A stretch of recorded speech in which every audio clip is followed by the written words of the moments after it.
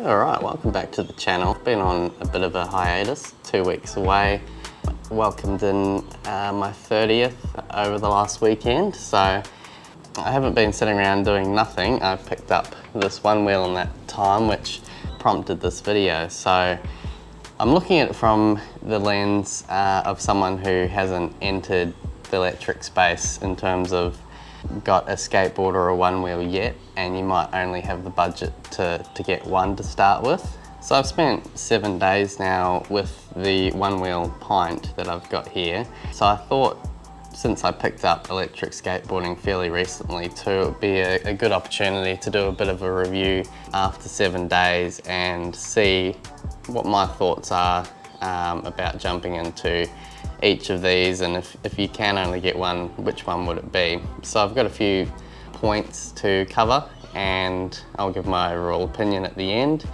Happy to have a discussion down below on your thoughts. I'm sure everyone's got a different opinion. This is just mine. I'm certainly not an expert, so take it with a grain of salt. So I wanted to start with price. The Onewheel comes in Australia, this Onewheel pint, currently at $17.99 on sale. $18.99 is the recommended retail price, with an extra $100 for the fender. I really think this fender should be included as standard, but it's not at the moment, and it doesn't look like it is with the new models either, from what I can see. So that's where we're starting with the price point. It's the cheapest model, the XR, the GT, and I think the Pint X, all over $2,000, $3,000 in Australia.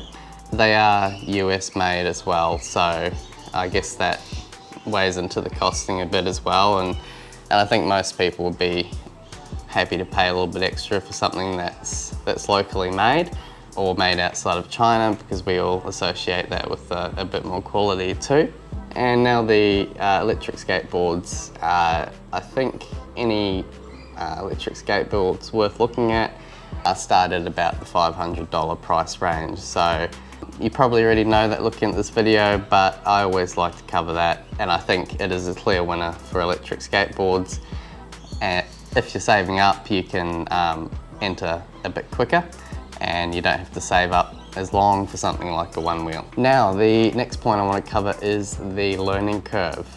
I think most people in their childhood would have jumped on a skateboard, so I think that familiar feeling definitely is a plus for an electric skateboard. That's about where it ends though, because you're not doing any pushing, and certainly for me, the Onewheel was a bit of a learning curve.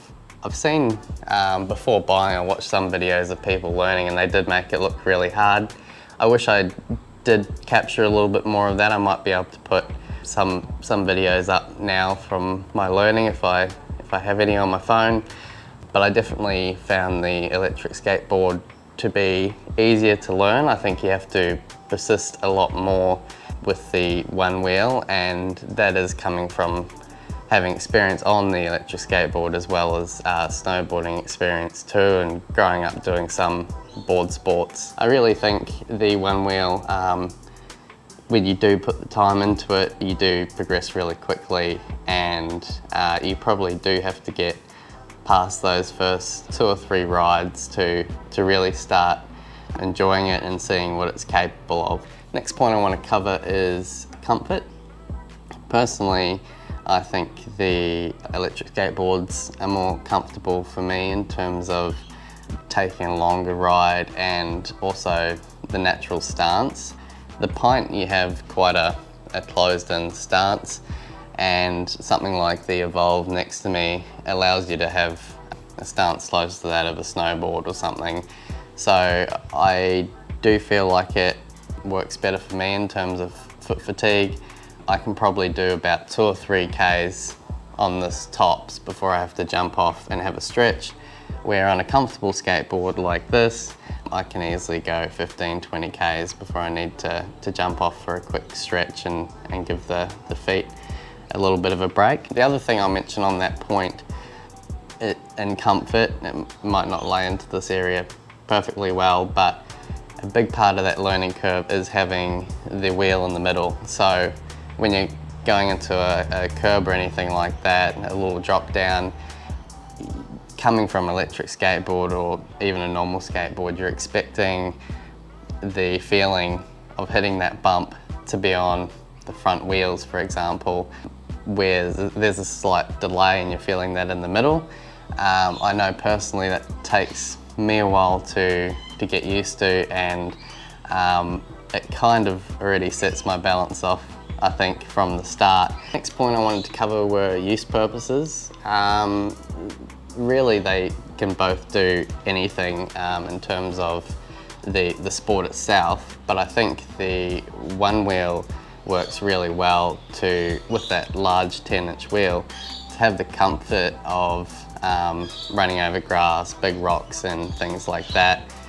On Evolve, for example, an all-terrain setup, you do have that option too, but you don't necessarily have that with all electric skateboards, that freedom to do that.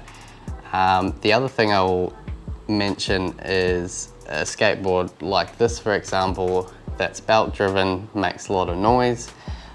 So if you're using that on a commute in the city, it could be a good or bad thing. I actually like the noise, so people know that I'm coming. A hub driven skateboard doesn't make that noise and people might not know you're there. The Onewheel doesn't make too much noise at all, so I like that in terms of a stealth setup if I don't want to be noticed, but there's good and bad to that point as well. I really do like the Onewheel in terms of being able to stop and turn on a dime, which works really well for going around the city, for example. But so if you're doing, you know, a 3-4 kilometre commute in the city to work, or just to the bus or train, I think the Onewheel works really well for that because of its manoeuvrability, and it's also got this handle here on the pint, so you can just pick it up and go. It's not the lightest thing in the world, but it is, you know, carryable, where an Evolve, I kind of rule public transport out on an Evolve, especially if it's busy. But for a longer commute, I would always get a bigger, longer skateboard with AT wheels. The other point I'll make in use purposes is the range on the Onewheel pint. Just going around pretty slowly, with a bit of carving and whatnot, I'm getting 15 to 20 kilometres on that. So I think you always have that range anxiety in the back of your mind.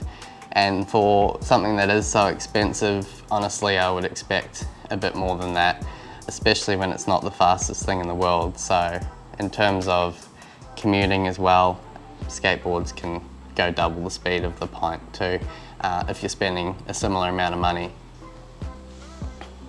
Safety. I think jumping on and chilling out, just taking a cruise, I would 100% of the time jump on the skateboard for that feeling of safety. I think as you're learning, you're definitely going to have more falls on the Onewheel. It is part of the learning experience. There's no avoiding that. You can watch videos and avoid some of the worst things that you can do, like nose diving, but that is always going to happen at one time or another. I don't think that's necessarily the case with the skateboard. If you do want to push and, you know, get to a certain level, you will fall as well. But I think it's a bit more of a staggered approach, where the sensors on this, if I naturally come off and leave the, you know, front foot on the sensors and take the back leg off, the board will scoot out from underneath you and it can go anywhere. It will obviously stop once it's taken off from under your foot, but where it hits in the meantime is another story.